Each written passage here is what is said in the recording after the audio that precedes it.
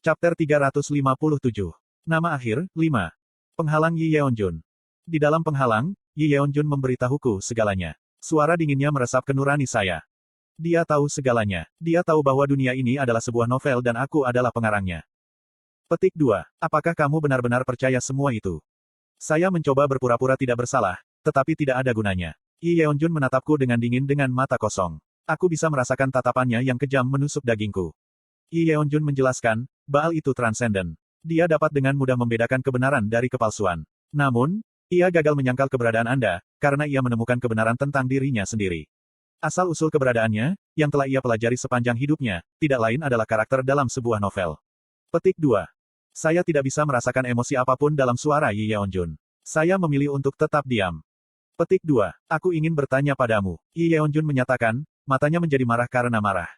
Dalam keheningan yang menyesakkan, aku menunggu kata-katanya berlanjut. Apakah kamu dewa dunia ini? Apakah Anda bermain dengan kami untuk hiburan? Petik 2.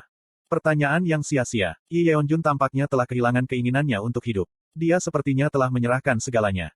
Saya mengerti dia. Sama seperti Yi Yeonjun, saya pernah menganggap dunia ini tidak lebih dari sebuah novel. Tapi sekarang aku punya ide yang berbeda. Tidak. Dunia ini bukan novel. Itu mungkin dimulai sebagai satu, tetapi hanya fakta bahwa saya hidup di dalamnya membuktikan bahwa dunia ini, melalui metode yang tidak dapat dijelaskan dan tidak dapat dibayangkan, telah menjadi sesuatu yang lebih dari sekedar kata-kata di atas kertas. Aku bukan dewa, dan dunia ini bukan novel. Yi Yeonjun mengangkat sebelah alisnya. Dia menatapku dengan mata menyipit. Tatapannya terasa bermusuhan dan invasif, seolah-olah dia mencoba merobek saya berkeping-keping dengan matanya. Kamu menipu aku sampai akhir. Suara kering Yi Yeonjun dipenuhi dengan kemarahan. Dengan gerakan tangannya, penghalang yang mengelilingi kami mulai mengubah bentuknya. Ruang itu berkerut dan menerkam saya. KOOONG. Aether bereaksi lebih cepat dari saya. Itu mengelilingi saya dan melawan penghalang Yi Yeonjun. Di bawah perlindungan Aether, saya mengeluarkan Desert Eagle. Tapi saya tidak bisa menembakkan pistol. Yi Yeonjun mencekiku dengan semacam psikokinesis dari kejauhan, dan Desert Eagle berhenti bekerja karena kemampuannya. Pemicunya macet dan tidak peduli berapa banyak aku menariknya, pistolnya tidak menembak. Aku sudah tahu kelemahan kakimu. Dan tentu saja dia melakukannya. Kelemahan pistol itu cukup sederhana ketika Anda memikirkannya. Pistol tidak lain adalah sepotong logam kecuali Anda dapat menarik pelatuknya. Kim Suho, bisakah kamu mendengarku?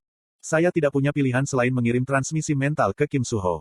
Sementara itu, pertarungan saya dengan Yi Yeonjun berlanjut. Psikokinesis Yi Yeonjun yang kuat membidik leher dan pinggangku dan yang bisa kulakukan hanyalah melarikan diri darinya.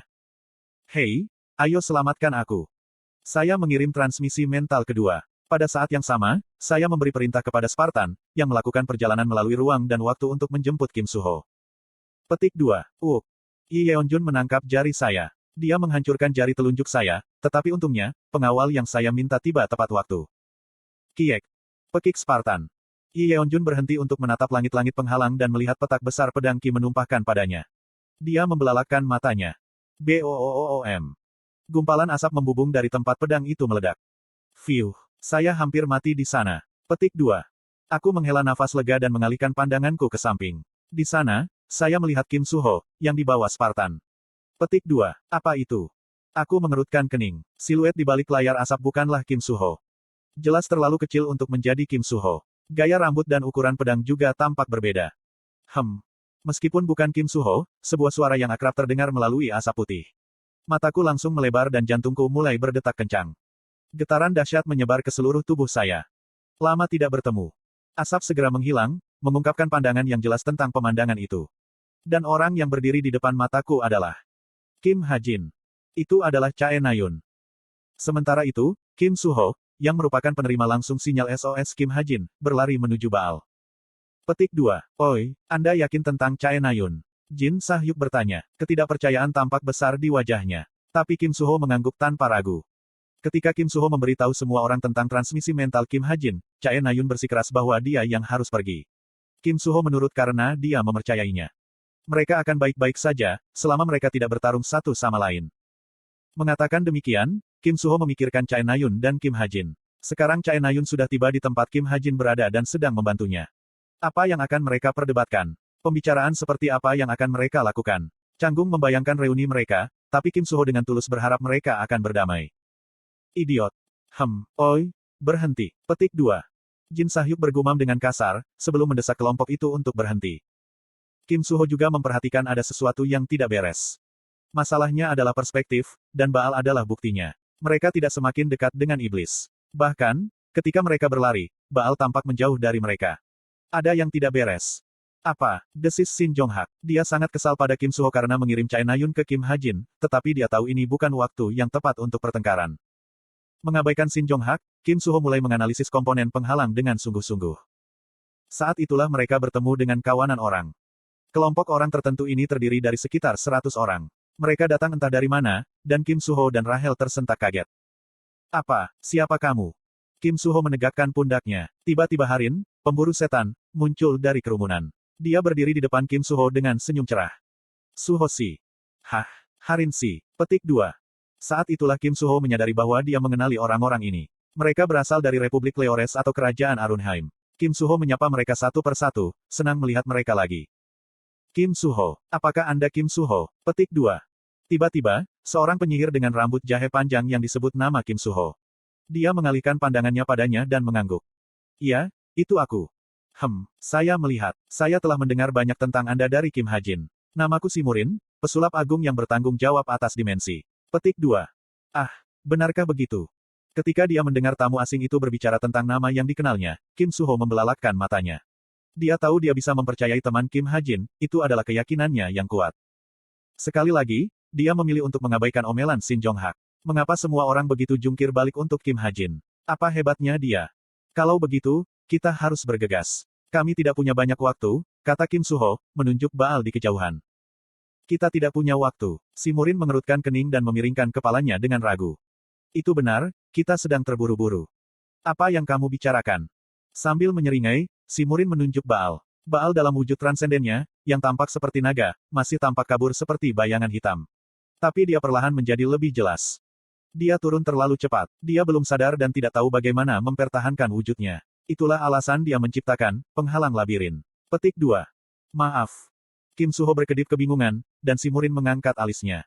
Itu artinya kita punya cukup waktu untuk menyusun strategi. Saya melihat Anda sekadat Kim Ha-jin. Petik 2. Tidak. Ha-jin jauh lebih pintar dari saya. Petik 2. Sangat disayangkan. Sementara Kim Suho dan Simurin sedang berbicara, Jin Sahyuk mendekati seorang pria yang dikelilingi oleh para ksatria. Ketuk, ketuk. Suara langkah kaki terdengar. Jin Sahyuk berdiri di depan pria itu. Dengan anggapan tidak ada yang salah dengan matanya, itu benar-benar wajah yang akrab. Wajah pria yang menghabiskan 20 tahun terakhir bersamanya. Berhenti. Para ksatria yang mengawal pria itu menghalanginya. Dia melirik mereka dan mengalihkan pandangannya ke pria itu lagi. Pria itu tersenyum kecil. Jin Sahyuk membencinya. Cukup dengan seringai jelek itu, Bel. Marah dengan komentar Jin Sahyuk, Komandan Knight Airun melangkah maju. Dia bahkan mengambil pedangnya, tetapi Bel menghentikannya. Tidak apa-apa, Airun. Banyak yang harus kita bicarakan. Anda bisa pergi. Petik 2. Aku tidak bisa, Yang Mulia. Wanita ini telah melecehkanmu. Tidak apa-apa. Bel berbicara dengan lembut, tetapi juga dengan tegas. Airun menatap Jin Sahyuk dengan mata penuh permusuhan dan meninggalkan tempat kejadian tanpa menarik pandangan. Jin Sahyuk menekan Bel, tidak memperhatikan Airun. Kamu sebaiknya menjelaskan apa yang sedang terjadi. Jin Sahyuk tidak bisa memutuskan apakah akan marah atau bingung. Yang pasti adalah fakta bahwa Bel yang hidup datang mengejutkannya. Dia meletakkan tangannya di bahu Bel.